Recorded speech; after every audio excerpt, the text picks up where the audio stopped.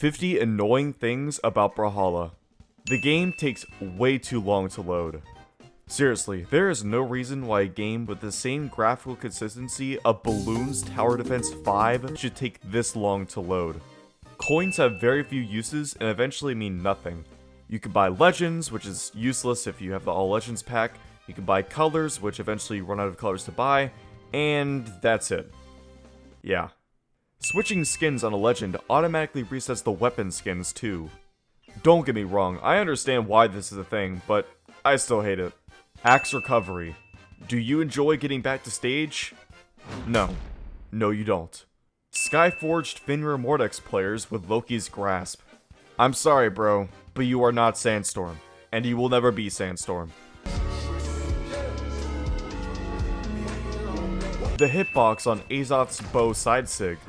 Listen, I am convinced that this was initially a bug, and when the developers found it, they were like, yeah, that's a game feature. You can't use random in tournament mode. Obviously this one isn't that big of a deal, but the problem is they had to go out of their way to make this a thing, meaning they had a good reason for it. Supposedly. Mid-game connection issues. Look at this guy. I was owning him so badly, he just straight up stopped playing the game. Wait a minute. Are you Sword side air. Do you enjoy getting back to stage? No. No you don't. There are more crossovers than legends. If you think that one shows BMG's greed, then just wait for this one. The introduction of mythic tier crossovers just to squeeze as much money out of players as possible. I think this clip perfectly encapsulates how money hungry BMG is as a company. If you had to choose between improving your game and all the money I have in my pocket, which would you take? That depends. How much money are we talking about? 62 cents. I'll take the money. There is no incentive to go past level 25 on any given legend. Now, for those of you that don't know, BMG made a statement about this years ago, saying that they didn't want the game to feel grindy, but like, who are we kidding BMG? This game is nothing but a grind. The ironic part is that not too long ago, BMG made it a lot easier to get XP while playing ranked, aka the grindiest game mode. So what are you, BMG? Are you pro-grinding or are you anti-grinding? That sounds really weird out of context. Spears cutscene combo.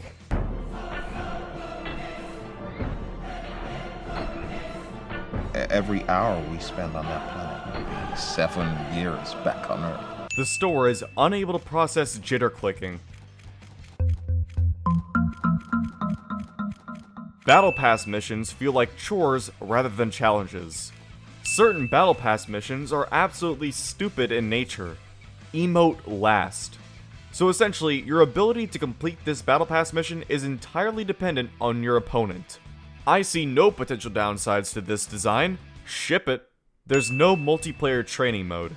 I understand that the point of training mode is that it's supposed to be offline, but it would just make labbing twos combos so much easier. Please add it. Speaking of twos combos, getting trapped in an ungodly 0 to death team combo. You know what, on second thought, don't add the multiplayer training mode. We do not need more of this. Gauntlet's ground pound. Do you enjoy getting back to stage? Lord help me. Clans are absolutely pointless outside of helping you identify how much you're gonna hate life during any given match. Thea's Lance D-Sig. Please make it stop. Don't make it stop. Please make it stop. There's no post-game chat. Never forget what they took away from us and what they tried to replace it with. Signatures drop way too often for no apparent reason. The worst part is that it always seems to happen to you and never to your opponent. Certain crossover sig visual effects are pay to win.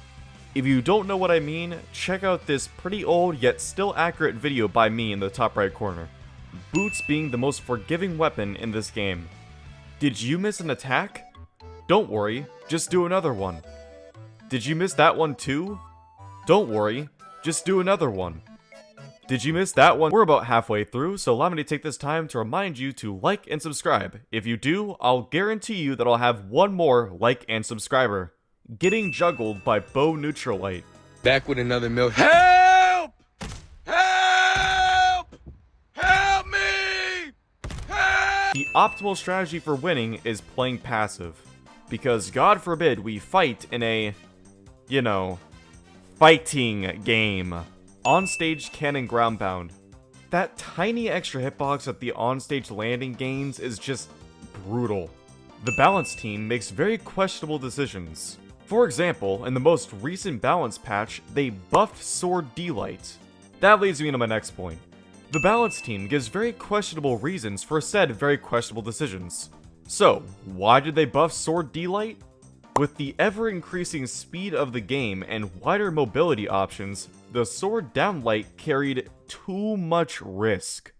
The only reasonable thing I can assume is that this was their early April Fool's joke, especially considering they didn't even do an April Fool's joke on April Fool's. Thatch's Blaster's Desig. I don't think I have to explain this one. Everybody hates Thatch's balls. I'm regretting saying that. Emotes on the SpongeBob and Patrick crossovers are broken. I had to debate putting this on the list, because on one hand, it's actually pretty funny sometimes, but also, it's been 5 months and they're still not fixed, so I don't know, it's pretty annoying. Some regions of professional play are super passive and boring to watch. Who am I kidding? It's North America. It's really just North America. Bro, I'm gonna let you in on a little secret. It's been passive the entire time. Since the dawn of time, the game has been passive. The best players have always been passive. LDZ, passive. Noel, actually despicably passive. Sandstorm, probably the most notoriously passive player. And then we could just go down the list of top NA players right now. Yeah, everyone is passive. It doesn't matter. Greatsword's pocket signatures. You guys probably have no clue what I'm talking about because nobody has ever referred to them as pocket signatures before, but how else am I supposed to describe this? Brawlhalla has a fantastic amount of lore that never gets any real use. Honestly, it offends me that someone is taking the time to write these stories out and they just don't care. Spear Ground Pound, or as I like to call it, the custom lightsaber sound effects. Personally, I think these lightsabers are pay to win, because every time I hear their sound effects, I want to throw my headset at the wall. Actually, scratch that, I already did. The lightsaber weapon skins cost the exact same amount of mammoth coins as a regular legend skin. If that doesn't prove that BMG is money hungry, I don't know what will. Wait, actually, I do know what will. The Season 9 Battle Pass having a deluxe version for an absurd price and offering minimal extra rewards. How anyone could ever see this as a justifiable purchase, I'll never understand. Taros. Using the image rendering tool glitches out the homepage. I'm not gonna lie, most of you have probably never even used the image rendering tool, and it really doesn't affect anything, but I care, okay? It matters to me. Orion Sigs. All of them. Scythe Down Air. A move that makes up about 50% of all Scythe players' attacks, and yet they'll try and tell you it's the worst move in the kit. The chests never give you the skin that you want, and may or may not be rigged. Oh man, you have no idea how long I've been waiting for this chest to come back up. I really want this Mirage skin. Here we go. Come on, come on, come on! Here we go again. Rayman's Axe Desig. Do you like getting back on stage? Okay, I'm done, I swear. The new design of Thatch.